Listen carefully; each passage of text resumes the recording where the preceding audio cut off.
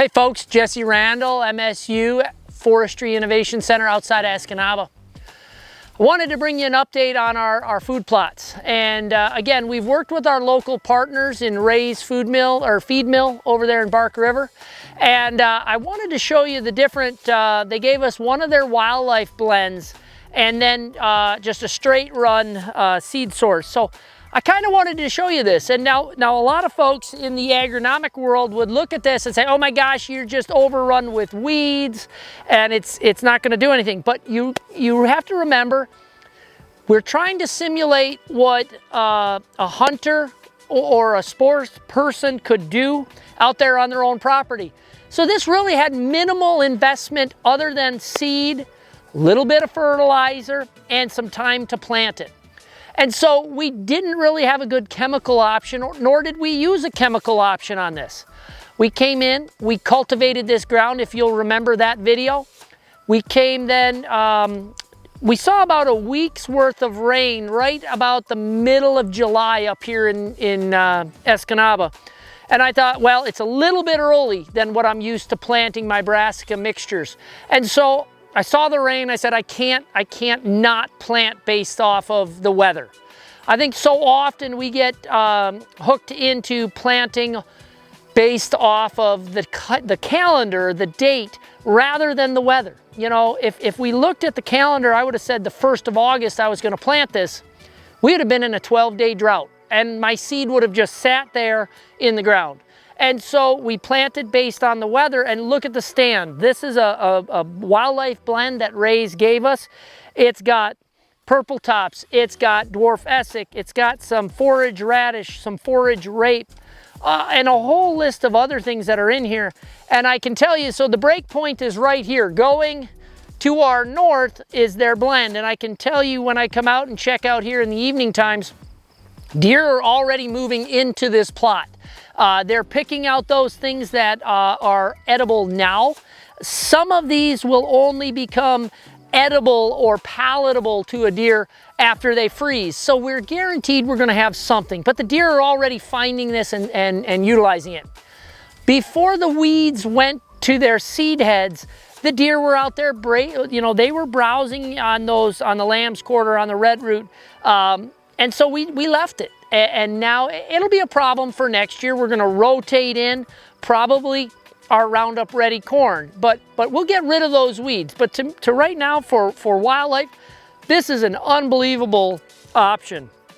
We're in that, 8 to 10 pounds per acre range, maybe just a little bit more. You can see we have very consistent coverage. We put this on with a four-wheeler slinger, a $130 version that we got at the farm store in town. And then we Cultipacked it. Minimal investment of time and of energy. We have done our gradations of fertilizer, and so far we haven't really seen too much of a bump with our fertilizer, but we'll keep you informed. Now behind me on this one, so you can see it's just a little bit taller, it's a little bit darker. This is 100% purple top turnip. We got that seed out of Ray's again, and we're looking at a monoculture of purple top turnip. Not really edible for deer or palatable until it freezes. So this is gonna be one of those really good October draws up here in Escanaba after it freezes. We're hoping that these are gonna form a bulb, and that bulb can be anywhere from, a small beet up to a very large turnip in those areas where we've done the fertilization. Now, this is going to be prime. It's also going to be a later food source because they'll hit it after it freezes off. They'll come in and they'll mow the tops off.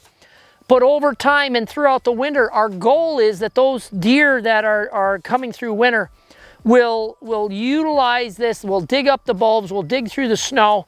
And so we're looking at a fairly longer term food source. Now, if you come over here, this is our field corn that we put in, just about an acre of field corn. And we're standing at the high rate of fertilizer, all right?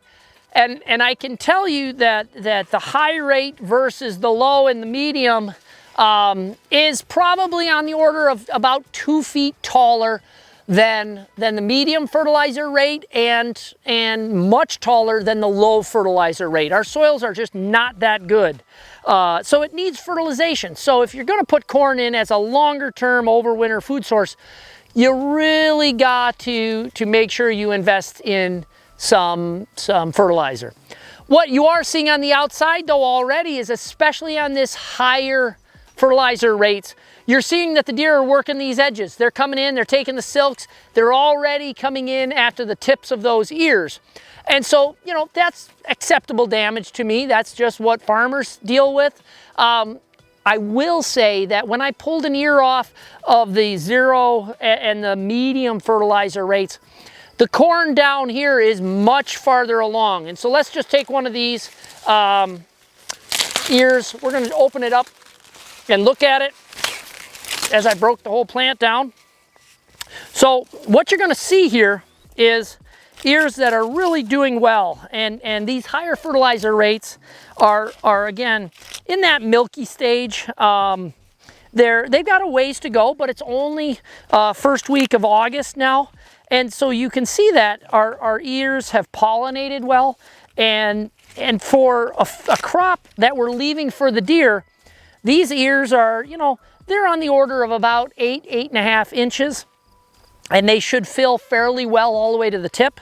I will say that when I pulled those, the 0 fertilizer rates and the medium fertilizer rates, the ears are smaller and they're farther behind. And that's one of those things that fertilizer is going to get you, and proper soil management, proper weed management is going to get you better ears, more full kernels, and again, this is going to be left as a longer term source. The deer are going to be able to access this all winter long, and so that's why we're really doing it.